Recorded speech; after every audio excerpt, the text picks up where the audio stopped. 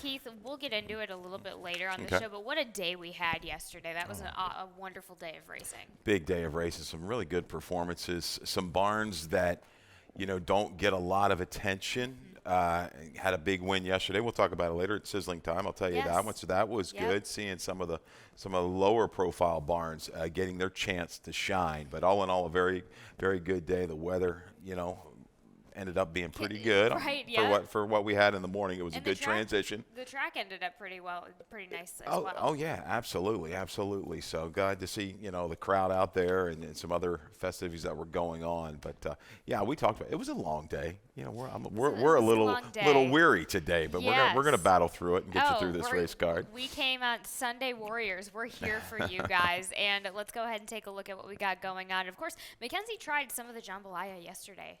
Of what they had for the taste of the track, and she said it was good. Oh so. man, I would have loved this. If they have any left over, send it up. Second day jambalaya is even better. Oh, there we go. Yes. Absolutely. No snow, fast. Little chilly today. I think the wind is attributing to that 22-degree temperature. It doesn't quite feel that cold out. I'm honestly not quite believing that. I gotta check. I'm checking that myself right now. 37 right now There you go. here at Laurel. The wind is not going to be as crazy as it was yesterday. 10 mile per hour, still enough there. But let's go ahead and get to business here on this Sunday card in this opener of the early pick 5 in this maiden claiming 45, a mile on the dirt for the 3-year-old girls. Keith, you have the number 6, Amy's Symphony on top. Why not? Mike Trombetta, Andrea Chavez gets the call. Just a tough field last time out. This race is a real head scratcher for me, Callie. And you're right. I think Amy Symphony and Enemy Number 9, they are both departing that February 3rd sprint behind Country Club couple destination. The speeds went 1-2 around there. Now, the only one with route experience in here is Salty Girl, and she's going to be a short price, and I think she's going to be very difficult to kind of leave out of your exactas and tries and such. But trying for these two horses to stretch out, the two-back try going 7/8 of a mile, just a furlong less than what we're going to get today, a little extension off of that January 12th. I thought was pretty good. Had some trouble out of the gate, bounced around, worked out a trip, got outside, and finished up. We're going to come in here with Chavez. We saw him pull a big upset yesterday with Union Fleet, right? He rode that one, That didn't was he? a great. From Magana? Yes, from Magana. Yep. Yeah, Yep. big number there at like $60 in race 2. Yep. So we'll take a shot. Amy Symphony or Enemy Number 9. I look to the inside with Enemy Number 9. Has to break a little bit better. Got a little further back than what I would have liked to have seen her last time out. But I got the comment there. 6 wide, mild interest. So finishing up okay. Is kin to a horse by the name of Big Blue Kitten, who has run down there for Big Blue Line. I'm sorry, for Paul McGee, my man down in Kentucky. He runs down in the fairgrounds as well. And that horse has done quite well going long. So let's take the two horses stretching out here. The 1 and the 6, a little price play to throw in. The other Corrales horse, the 2 inside. First off a claim, a big jump back up off a short rest, but could be the controlling speed in here. And again, there is route top and bottom in this family. Yes, the 4 is the horse to beat. We're going to look for a little bit more price with this 1, 2, and 6. All right, there we have it for Keith Fustel in race number 1 and race number 2. He also has a ticket that he provides for us and bestows upon us. $16, Keith. Yeah, it's a nice cheap ticket here today.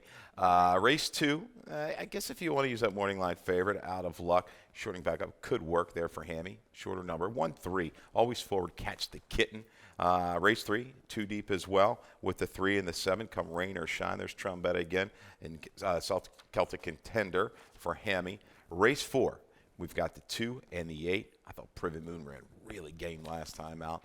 And race 5, Spread. 3, 4, 9, 11. We've got some price shots in there with Miss Casey and Alas and Alack. That's your ticket, $16. That's great. You go with the 1 and the 3 in that first leg, which is race number 2 and a claiming 10,000. 7 furlongs on the dirt for the girls, 4 and up. And you go with the number 3 on top, Catch the Kitten, Stephen Keel, J. Ron Barbosa. Let's take a look at that effort. 2 back on a muddied surface. Yeah, I think, mile 7/8, a little shorter here, but she got position early, was able to battle through okay internals for this level. What I like here is a little bit of heart. Jess's Gypsy Girl, a next out winner who won clear again. She stays the trip. Looking at this field, I think she's going to be in range again. Maybe not on the lead, but certainly close to it. Good effort. I thought that race just got away from her last time. I don't think she's going to see those kind of internals today. So she's just kind of a stayer in here, kind of like the one horse Always Forward. We see this race very similar. Out of luck, I'm going to have to bring a little bit more kick late, but this is the level. I think this is where she belongs, dropping down from the 20 to the 10,000. 3-1-2-6. The 6 is kind of that price shot. Again, out of the Baby Sox race in which Catch the Kitten was in. She was ahead of her early. I think, you may want to see if you can get aggressive with this 5-year-old mare and steal it towards the front end. Absolutely. 3-1-2-6. Race number 2 for Keith Fustel. Race number 3 is that second leg, another maiden claiming 45, going a mile on the dirt for the 3-year-olds here. The number 7 is Celtic Contender. We are going to take a look at that first time out for Hammy Smith last time out. Yeah, kin to a couple good horses. Hunter Joe comes to mind, a horse that is able to kind of handle the mile on the turf. I think he's a little bit better going longer on the grass than maybe the main track. This horse was off a little bit slow, but keen to go on inside of rivals. Yes, the track on the 28th wasn't off track, but the inside was a good spot to be. And just tugging the rider along with Toledo through the opening quarter, half mile, drop back a little bit, and then comes back on a little bit more here through the stretch. I really thought that he might get second. He was on the better part of the racetrack. Patinga's twin, who's come back to run well, just a little bit better, had the experience under its belt. But look at that. The rider's not even really riding. He ran within himself. That's the point I was going to make. Sorry. Yes, that's perfect. No, I'm glad. Yeah, and then just went on well through the gallop out. Yeah. That's the thing that kind of I picked up the most there. The rider wasn't even riding from the 8th pole to the quarter pole on. So, yeah, well spotted, Keith, on that one for Celtic Contender. You go, as you mentioned, with the number 3, Come Rain or Shine. Mike Trombetta Caramanos tries routing for the first time, but maybe asking for this distance. Yeah, I think this one back out. 7 furlongs to start the career with a lot of trouble, but took a lot of play. The family is there. Shortened up last time a furlong. I thought ran very, very well. Definitely going to be poised in position right up close to the lead in here. Staying power out of that bottom side for sure. Fun fact here in this race, we do have the 1 and the, let me take a look, the 1 and this, the 1 and the 4. So both owned by the same owner, and apparently there is a little bet in between Carrie, the owner, and Brittany. Whoever wins or is best the other in this race gets the first shot at the owner's best 2-year-old. The best coming 2-year-old for next year. Wow, all right. Yeah, there we have it. Horse for horse. I like the action. Good there we stuff. Go. Little TMZ action there in race number 3. You also you'd mentioned the number 1. What about the number 8 on the outside? Davy Jones, Robin Graham, Forest Boyce. You can't go wrong with Forest Boyce right now. Out of that last race that we saw with Celtic Contender, the video prompted the issue a little bit of a fade. Outside, I don't know what the instructions will be. Maybe be aggressive if he goes ahead and breaks clean, and then just try to nurse. If not, drop in like we're so accustomed to seeing Forrest ride. Just a little question mark for me about the distance. So Fair enough. I will use that horse underneath, no doubt. 7-3-1-8. 3 of the 7 to me. Maybe this horse of Brittany's will jump up. LASIK's going on. That experience might help. That's a nice angle with the Celtic Contender in number 7 for race number 3. Okay. Race number 4 is starting the Rainbow Pick 6. That pool hit yesterday, and I just give you a nice super cheap ticket because race number 5 fell apart for me just a little bit, so I did end up with a second single. But I do go wide in race number 7. I go 4 wide. We'll get to that in a little bit.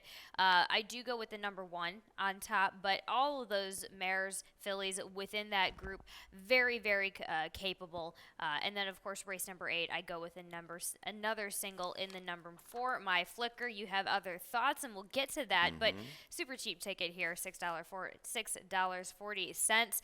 And let's go ahead to the race that starts it all in that starter optional, going 5.5 on the dirt.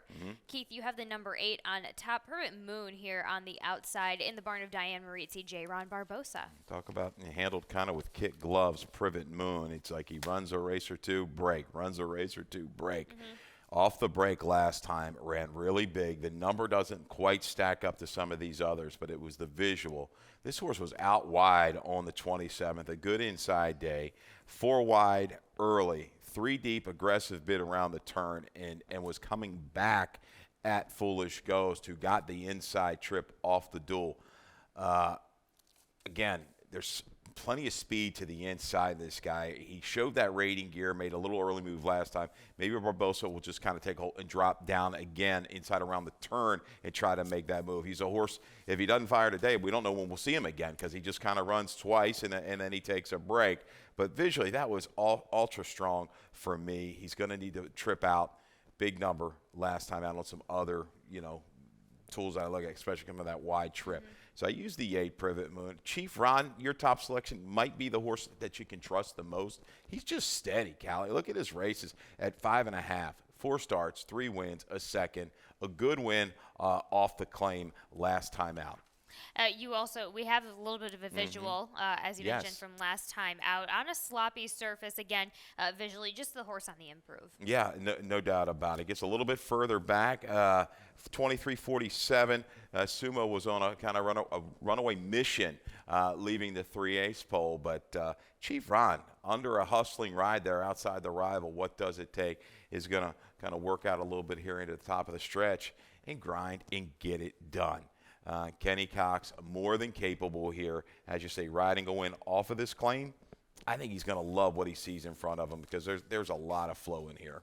Absolutely. You also include the number 4 Top Boss and icing there for race number 4 as we are going to continue on to race number 5. Race number 5, as we continue, that does start this claiming 5,000, 5.5 on the dirt for the girls 4 and up, scratching the 1, 5, 7, and 8. Keith, you go with the number 4. I believe I did send some picks in. I sent the 11 as my wrap-up pick. But Keith, let's talk about your top selection. Another world inside for Bruce Corvettes. Martina Rojas gets the call here today. Yeah, we've got some scratches in here. Again, 1, 5, 7, and 8. Another world inside. I think just stepped up a little too much last time. I had been on a pretty good roll at Penn National, as you said, for Kravitz. That last place finisher came out of that most recent race to come back and run big. A couple other horses have come out of there. So fairly productive race. I think just kind of holding pretty good form with a lot of these other ones are sketchy. Right. I think she's got enough kind of tactical speed in here to end up to get a really good trip just off the pace. I don't think she needs the lead. She had to deal with a horse a couple of races back. A riderless horse didn't really phase her. Stayed on her left lead, but I think she can drop right in with Martina Rojas, who's not afraid to just kind of stay down inside and wait and let things develop. And make that run into this race at an okay price. You try and find another okay price in your exacta with the number 11, Alas and Alack for Rudy Sanchez Solomon. J. Ron Barbosa trying to just really do a whole turnaround here. Yeah, you go back 4 races, she's got a 56 buyer. Okay, if she can run that, it's going to put her right into the mix. I just think she got thrown to the wolves. She just ran against much better, much quicker horses. They ran her off her feet. She lost interest around the turn and didn't bring it. Some horses, we talked about sketchy form, some speed that's going to, I think, get engaged up on the front end, like Shine Like a Diamond, Lunita, maybe even a Miss Casey makes that early move into it. Alas and Alack to sit back under some rating and run into it. And there we have it. We will be right back after this commercial break to discuss the rest of Sunday's card. Yeah, they come. Anti-doping and medication controls, and a single national authority empowered to create uniform standards and enforce reforms. With each step, more data is gathered, accountability demanded, and progress made as safety takes the lead. Visit ntra.com/safety for more. Thanks again for keeping up with us here in race number 6. This starts the jackpot Super High 5 in an allowance for the 4-year-olds and up, 8.5, a mile and 16th on the dirt. Scratching the 4, 9, 10, and 11. Keith, you land on the number 7, and you go in an exacta with the number 2. Let's go ahead and take a look at Under the Radar and Hey Chief in that effort on the 2nd of February. Yeah, Kelly, we have quite a few horses coming out of this race. Your top selection is also in there. Victim of the Night, who was the pace that day, just to kind of get worn down late by the price in Brilliant Ice. So nursing along on a 23 and 347. Okay, fractions here for Victim of the Night. What catches me a little bit, Under the Radar, the 8 horse this particular day, up a little bit closer than what I expected. He kept on. He ranges up. You can maybe call it a touch of a hang late and out finished, but the way he was handled, maybe they saw Victim of the Night at lone speed. We got to kind of get after it a little bit. Yes. And he just didn't quite bring that finish, the last 16th of a mile that I thought. Hey Chief, outside, is going to make a little run and dive in late. Here we go, right into the picture here, the 1 horse. Starts really leveling off with about an 1/8 of a mile to go. Dives inside at the 1-turn mile to split horses to finish okay. Victim of the Night, going to be tough again up with the front, but he's going to have a little bit more, I think, pressure with Von Hoff to the inside. So, Hey Chief, back out to a distance that he likes. He's perfect, I think, 2 for 2, ran down lone speed a couple races back. These are my main closers, Hey Chief and Under the Radar. Here's a stat, though, for Jamie Ness. This is gaudy. Last 3 years at Laurel, 63% with the allowance dirt routers coming off of ascending figures the last 3. 409, and you can see 64, 77, 80. He's got a chance to pop one more. He's topped it in 82. He might be poised to do that today. I think you'll see him a little bit further off the pace before he starts ramping it up at the 3/8 pole. An opportunity you don't see often there. A $4.09 ROI for Jamie Ness, well spotted, Keith, there in race number 6. 7-2-6-8 as we go on to race number 7. This is an allowance optional 40, going a mile on the dirt for the girls 4 and up. Keith, you go with the number 5. Knickers in a Twist here ships in for Flint Stites, Julio Hernandez. They have respectable enough goes, but tends to be this one will be setting the pace here today. Yeah, and let's go right to the video, because out of that race on February the 2nd was I Can Run, Freccia d'Argento. Knickers in the Twist, the 2 horse, and gets headed, around the turn by Charming Way, who came back to win yesterday in the Nellie Morse, but took that pressure. Knickers in a Twist down inside. She's still clear of I Can Run and Freccia d'Argento. After getting that pace pressure, she's giving effort, fades very, very late. Little drift in from I Can Run. I think that cost her maybe second. She was trying and couldn't quite get there. You're going to get Barbosa today with I Can Run to make that run. But Knickers in a Twist, second time blinkers back. She had them on the go back. Maybe, just maybe, if she can clear off of Peppermint Class, it looks to me like her major pace threat. I think she can relax at 1 turn and just keep on going. I'd rather even see it at a mile and 16, but we'll see. I think she's capable. She's got some good numbers to go back on. But I Can Run, as you saw there, off a little slow, caught 4 wide, sustained a run with a little bit of erratic running the last 1/8 of a mile. More experienced rider here with Barbosa, taking nothing away from Aguilar, but I think he might be able to kind of just get her to finish a little bit better here today. Just a little bit. Just a bit. Just enough to maybe make a difference here in race number 7 as Keith goes 5-3-1-6. Dr. Abby, did you have anything on Dr. Abby with Bruce and now gets the ride of Jamie Rodriguez? Yeah, you've got J-Rod, which draws your attention, no doubt. A versatile type of filly, no doubt. And if you like Knickers in a Twist, that's kind of why I saw you have to kind of use her in there. They're very similar, come out of similar races and run fairly similar figs up at Penn National. Race number 8 is an allowance optional 55, going 5.5 on the dirt for the girls 4 and up. Keith, you go with Forget About It on top as a nice little value. Jerry Robb, Xavier Perez. Yeah, we're reaching maybe a little bit, waiting for this mare to get back to her top number. Sure, but she's showing signs. She is showing signs, exactly. And here's a stat for Jerry Robb. And again, this barn, I won yesterday, but they're going to get some of these. They've got some quality horses, and they're going to get rocking and rolling again. The last 3 years on the dirt, he's 6 for 19, 32%, 13 and 19 in the money, third off of a 180-day to 365-day layoff. Okay. It's what she fits in, this kind of layoff, with an ROI of 343. She was against the green early before moving in a little bit and getting the lead. You see the short comment, slight fade at 6 furlongs, trying, I give. So visually, again, watch those races. Not like they're backing up. They're giving effort. She's got one target. Akimi. This 2-horse is going to go zipping out to the front. I know Dan Ellman likes when she's dangerous if she clears and gets a chance to catch a little bit of a breather. Forget about it. It's going to go on the attack, looking for a price here, 10-1 on your morning line to make that final bump up. My Flicker is in great form, anonymously in great form. We have video of My Flicker's last race, and she's gotten some really good trips. Now, anonymously did beat her on the go back. That was first off the break for this Lacey Gaudet runner. But watch this one again. My Flicker, the 2-horse this afternoon, patiently handled, works her way in between horses, going to make that challenge inside 14th, a nice inside day there. That's a nice inviting seam along the road. You got to like that right when you're riding. Okay, I'm gonna come on through. She responds when set down here inside the 3/16 to win, going away by 3 and change. 5.5, not a problem. She's 2 for 3 at this distance.